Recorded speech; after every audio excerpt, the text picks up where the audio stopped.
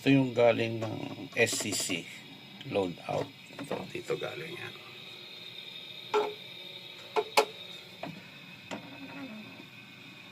Ito yung sa DU. Itong puti. Yan yung Meralco.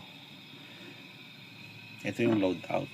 Papunta na sa appliances. Live to Papunta na ng load out. Bali itong black. Itong black.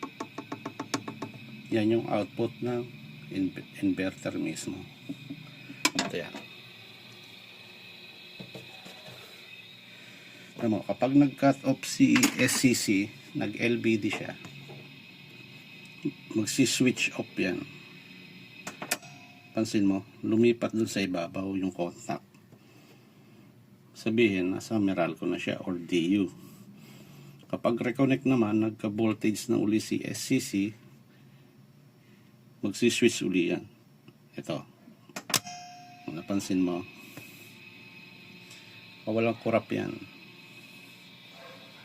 Papatayin ka uli kasi yung supply ng coil. Lumipat.